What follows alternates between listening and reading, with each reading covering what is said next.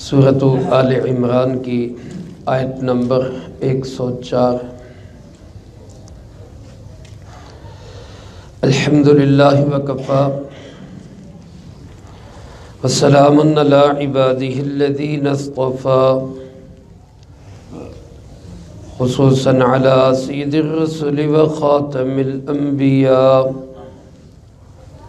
وعلى آلہ واصحابہ الاتقیاء، اما بعد فاعوذ باللہ من الشیطان الرجیم، بسم اللہ الرحمن الرحیم۔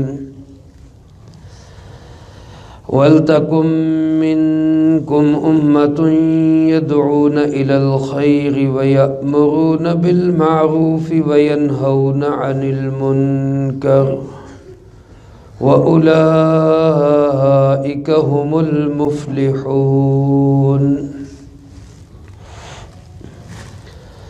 وَلْتَكُن مِّنكُمْ أُمَّةٌ،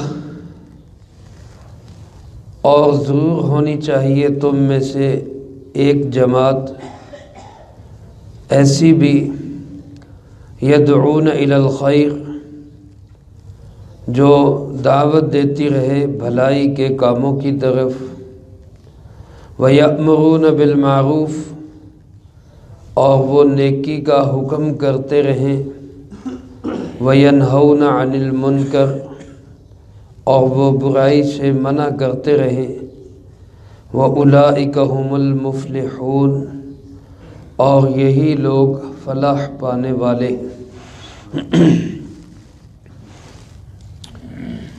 میرے محترم دوستو، اللہ رب العالمین نے ہمیں دو نعمتیں ایسی عطا کی ہیں کہ ان جیسی اور کوئی نعمت نہیں۔ ویسے تو اللہ رب العالمین کی کروڑوں اربوں انگنت بے شمار نعمتیں ہر وقت ہمارے اوپر برس رہی ہیں۔ وہ دو نعمتیں، ایک اللہ کا کلام قرآن کریم جو ہمارے سامنے موجود ہے، اور دوسرے جناب محمد کریم خاتم النبیین صلی اللہ علیہ وآلہ وسلم۔ اللہ پاک مجھے آپ کو ان دونوں نعمتوں کی قدر کی توفیق نصیب فرمائے۔ آج رمضان المبارک کا پہلا روزہ ہے۔ اللہ کا شکر اور احسان ہے، زندگی میں ایک دفعہ پھر اللہ پاک نے یہ برکتوں والا، سعادتوں والا، فضیلتوں والا مہینہ ہمیں نصیب فرمایا۔ اللہ ہمیں اس کی مبارک گھڑیوں کو اور زیادہ برکت والی بنانے کی توفیق نصیب فرمائے۔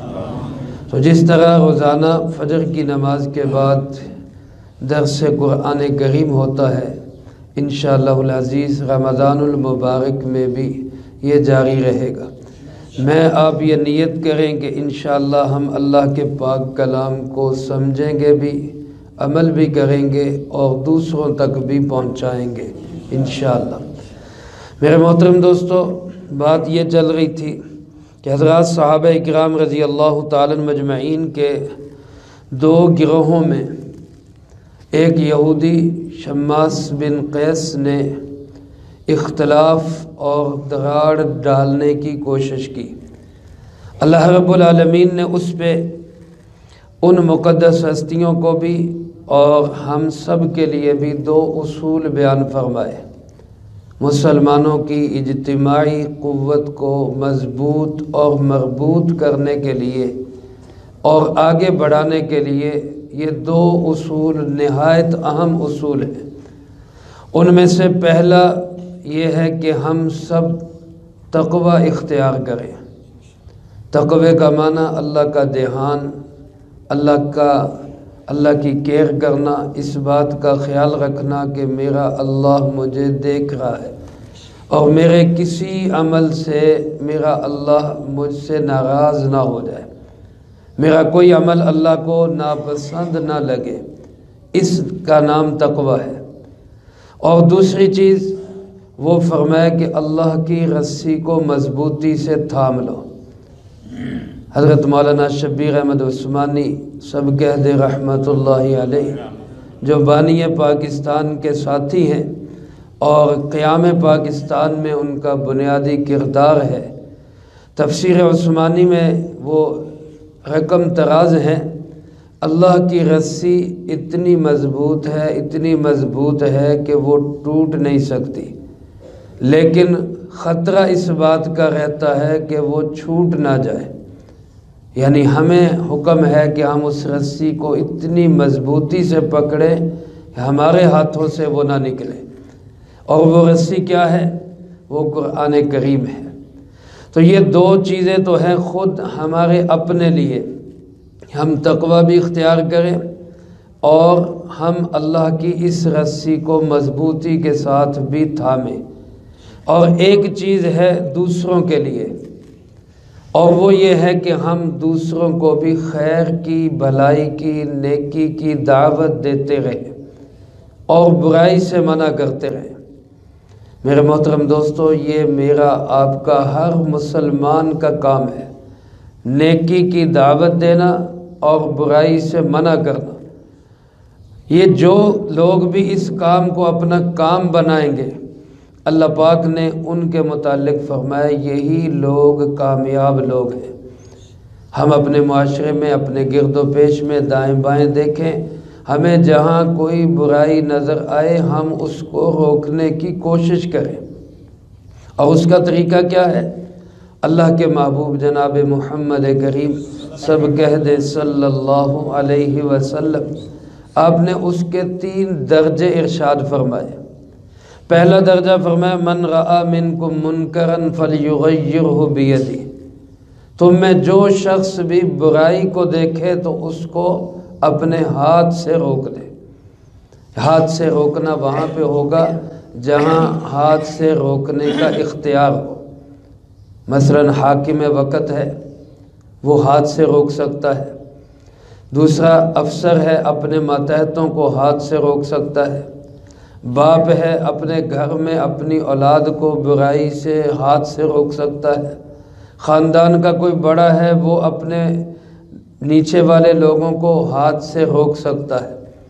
دوسرا درجہ ہے فَإِن لَّمْ يَسْتَطِعْ فَبِلِسَانِهِ، ہاتھ سے نہیں روک سکتا تو زبان سے روک دے۔